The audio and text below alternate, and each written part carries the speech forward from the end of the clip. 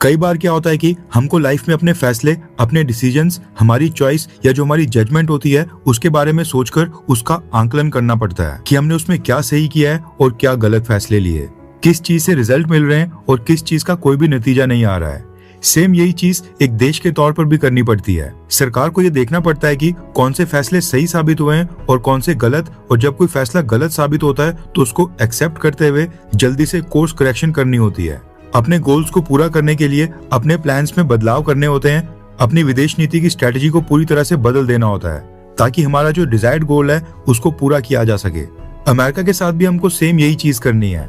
सबसे पहले तो हमको ये मानना पड़ेगा कि अमेरिका के साथ रिलेशंस बिल्ड करने के उसमें जो हमने इन्वेस्टमेंट की थी वो पूरी तरह से फेल हो गई है और उसका कोई भी रिजल्ट हमको नहीं मिला है और अब कोर्स करेक्शन करके अपनी स्ट्रेटजी बदलने का सही समय आ गया है।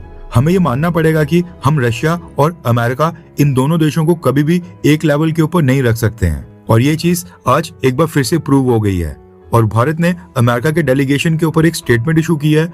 रशियन प्रेसिडेंट व्लादिमीर पुतिन ने प्रधानमंत्री मोदी जी के काम करने के स्टाइल के ऊपर एक कमेंट किया है। इसके अलावा ब्रिटेन ने भारत के साथ जो एफटीए साइन किया था उसमें भारत की सरकार ने कोई नई कंडीशन ऐड कर दी है।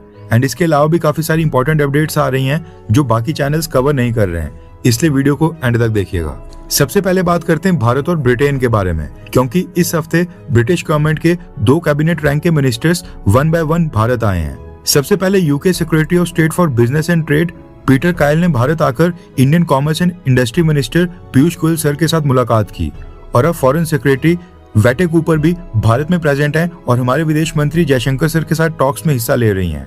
इस समय भारत और ब्रिटेन के बीच सबसे बड़ा मसला है फ्री ट्रेड एग्रीमेंट का, जो भारत की तरफ से डिले कर दिया गया है क्योंकि ब्रिटेन ने स्टील सेफगार्ड्स नाम से स्टील के इंपोर्ट्स के ऊपर सभी देशों के ऊपर नई रिस्ट्रिक्शंस अनाउंस की थी और इनमें भारत को भी शामिल कर दिया गया है। कहने का मतलब है कि भारत को छूट नहीं दी गई जबकि भारत के साथ फ्री ट्रेड एग्रीमेंट साइन किया जा रहा है। न्यूज आ रही है कि भारत की सरकार ने स्टील रिस्ट्रिक्शंस के बदले में एक आइटम को फ्री ट्रेड एग्रीमेंट से बाहर निकालने का फैसला किया है। यानी हमने ब्रिटेन से कहा है कि अगर वो स्टील को फ्री ट्रेड एग्रीमेंट से बाहर करेगा तो हम भी फिर एक आइटम को एफटीए से बाहर करेंगे और उस आइटम के ऊपर हम पहले की तरह हाई टैरिफ चार्ज करेंगे। इसलिए यूके के ट्रेड मिनिस्टर पीटर कायल भागे भागे भारत आए हैं। न्यूज आ रही है कि भारत की सरकार की तरफ से जिस आइटम को एफटीए से बाहर करने के लिए कहा गया है वो है स्कॉच विस्की। भारत ने एफटीए में कमिट किया था कि ब्रिटेन से इंपोर्ट होने वाली स्कॉच विस्की के ऊपर इंपोर्ट ड्यूटी को 150% से कम करके 75% तक किया जाएगा और अगले 10 सालों में 75% से कम करके 40% तक किया जाएगा। ब्रिटेन के लिए मसला ये है कि वो $7 बिलियन से ज्यादा की स्कॉच विस्की एक्सपोर्ट करते हैं और भारत उनकी दुनिया में तीसरी सबसे बड़ी मार्केट है। तीसरी सबसे बड़ी मार्केट होने के साथ साथ भारत ब्रिटिश स्कॉच विस्की की सबसे तेजी से ग्रो होने वाली मार्केट भी है। 150% की इंपोर्ट ड्यूटी के बाद भी भारत में ब्रिटिश स्कॉच विस्की की डिमांड पिछले साल 15% से भी ज्यादा बढ़ी थी।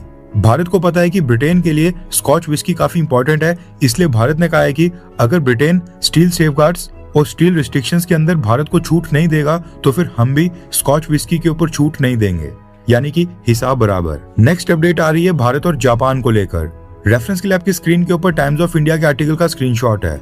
न्यूज आ रही है कि जापान की प्राइम मिनिस्टर तकाइची सने, जो अपने एंटी चाइना स्टांस के लिए पॉपुलर हैं, ये अगले महीने जुलाई में भारत की यात्रा पर आ रही हैं।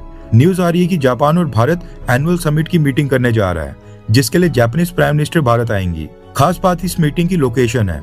रिपोर्ट्स के अकॉर्डिंग प्रधानमंत्री मोदी जापानीज प्राइम मिनिस्टर को असम स्टेट में होस्ट करेंगे, यानी कि भारत के नॉर्थ ईस्ट में। अब सारी मीटिंग्स असम में होंगी या जापानीज प्रधानमंत्री को दिल्ली भी लाया जाएगा, इसके ऊपर अभी ज्यादा डिटेल्स नहीं आई हैं। दोनों देशों की गवर्नमेंट्स इस डेट के ऊपर काम कर रही हैं। जैसे डेट्स फाइनलाइज होगी तो सरकारों की तरफ से ये विजिट भी अनाउंस कर दी जाएगी। नेक्स्ट अपडेट आ रही है भारत और बांग्लादेश को लेकर। रेफरेंस के लिए आपकी स्क्रीन के ऊपर आर्टिकल का स्क्रीनशॉट है। बॉर्डर गार्ड बांग्लादेश ने कहा है कि उन्होंने भारत की तरफ से लोगों को जबरदस्ती बांग्लादेश बॉर्डर में धकेलने के 10 अटेम्प्ट फॉइल किए हैं, यानी 10 इंसिडेंट, 10 घटनाएं रोकी हैं जहां पर भारत जबरदस्ती लोगों को बॉर्डर क्रॉस करवाकर बांग्लादेश की सीमा में भेज रहा था। बॉर्डर गार्ड बांग्लादेश ने कहा है कि वो इलीगल तरीके से किसी भी ग्रुप को बांग्लादेश की सीमा में एंटर होने नहीं देगा और ये मुद्दा बीएसएफ के साथ डीजी लेवल की टॉक्स में भी उठाया जाएगा क्योंकि ये इंटरनेशनल बॉर्डर का उल्लंघन करने का मामला है।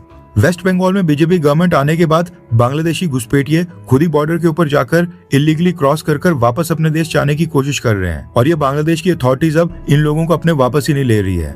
अगर लीगल तरीके की बात करें तो भारत सरकार ने 2500 से भी ज्यादा लोगों की नेशनैलिटी वेरिफिकेशन की रिक्वेस्ट बांग्लादेश की सरकार को भेजी है, जो इन्होंने अभी तक पूरी नहीं की है।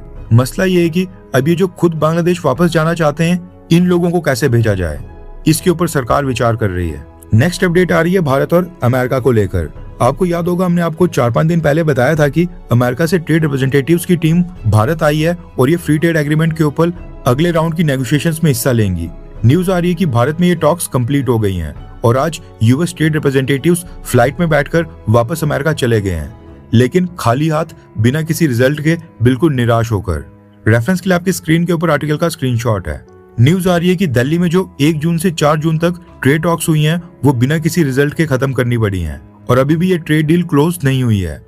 माना जा रहा है कि अमेरिका के ट्रेड रिप्रेजेंटेटिव्स के भारत में रहते हुए व्हाइट हाउस ने जो 60 देशों के ऊपर फोर्स्ड लेबर वाले 10 से 12.5% के टैरिफ अनाउंस किए थे, उसके कारण यूएस ट्रेड रिप्रेजेंटेटिव्स भी काफी शर्मिंदा हो गए थे और भारत ने भी यूएस ट्रेड रिप्रेजेंटेटिव्स की टीम को ये मैसेज दिया कि जब तक डोनाल्ड ट्रंप एडमिनिस्ट्रेशन की तरफ से ये इस तरह के एक तरफा टैरिफ भारत के ऊपर लगना बंद नहीं हो जाएंगे, तब तक भारत कोई भी ट्रेड डील साइन नहीं करेगा। हमें बस ये एश्योरेंस चाहिए कि ये जो डोनाल्ड ट्रंप टैरिफ अनाउंस कर रहे हैं, इनसे भारत को सुरक्षित रखा जाए। भारत की सरकार ने अमेरिका के साथ टॉक्स खत्म होने पर आज एक स्टेटमेंट भी इशू की है, जिसमें भारत ने कहा कि अमेरिका के साथ ये टॉक्स पॉजिटिव रही और दोनों देश एक mutually beneficial trade agreement sign करने के लिए कमिटेड हैं।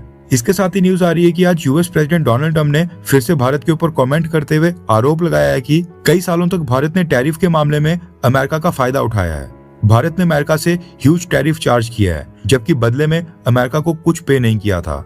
अब हमने इसको बस रिवर्स कर दिया है। भारत की तरह जो काम भारत कर रहा था, अब अमेरिका कर रहा है और हम भारत से काफी सारा पैसा बना रहे हैं। इसके आगे डोनाल्ड ट्रंप ने कहा कि लेकिन मेरा मानना है कि हम भारत के साथ जल्दी एक ट्रेड डील साइन कर ही लेंगे, क्योंकि मैं तुम्हारे प्रधानमंत्री नरेंद्र मोदी को काफी पसंद करता हूँ। वो मेरे काफी अच्छे दोस्त हैं, हमारी काफी अच्छी बनती है, हम दोनों के काफी अच्छे रिलेशंस हैं।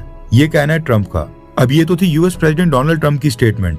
अब हम बात करते हैं रशियन प्रेसिडेंट व्लादिमीर पुतिन की, क्योंकि इन्होंने भी भारत और प्रधानमंत्री मोदी जी के ऊपर कुछ बड़ी स्टेटमेंट्स इशू की हैं। सबसे पहले तो आपको बता दूं कि रशियन प्रेसिडेंट व्लादिमीर पुतिन ने दुनिया की टॉप न्यूज एजेंसीज के हेड्स को इनवाइट किया था और एक साथ सबको बराबरी पर बैठाकर इन सबसे अलग अलग इंटरनेशनल इश्यूज के ऊपर बात की।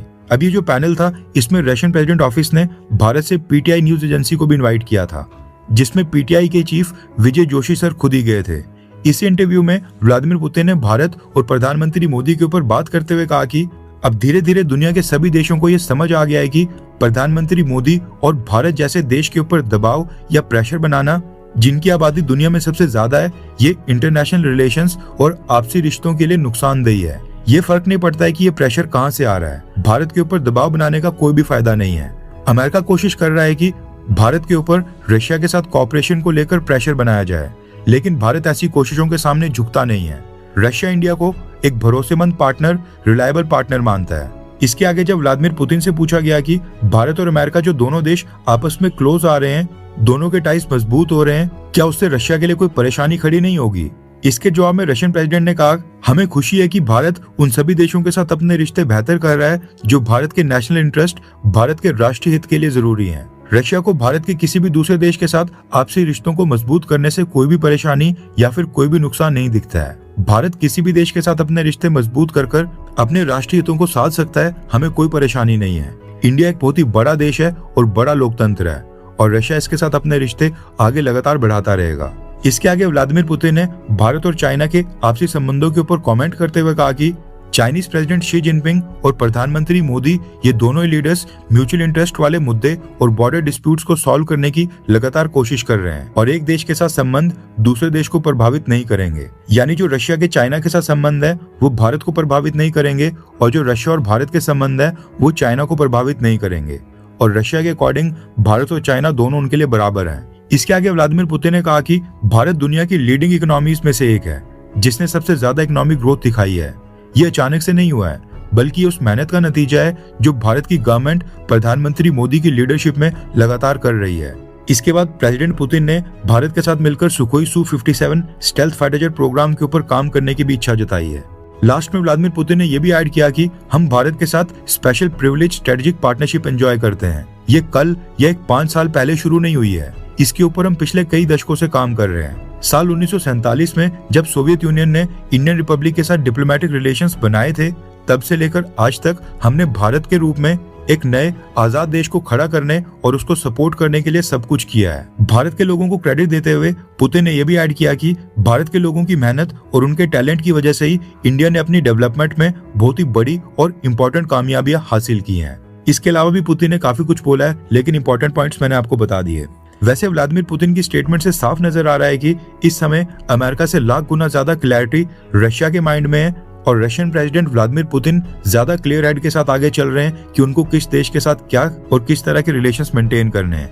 आई होप कि डोनाल्ड ट्रंप भी थोड़ा सा लाइन के ऊपर आए, वरना जो डेंट वो जाने अनजाने में भारत और अमेरिका के रिलेशंस में कर रहे हैं उसको पूरा करते करते फिर से 25 से 30 साल लग जाएंगे और वैसा ट्रस्ट दोबारा से भारत और अमेरिका के बीच में कभी नहीं बनेगा।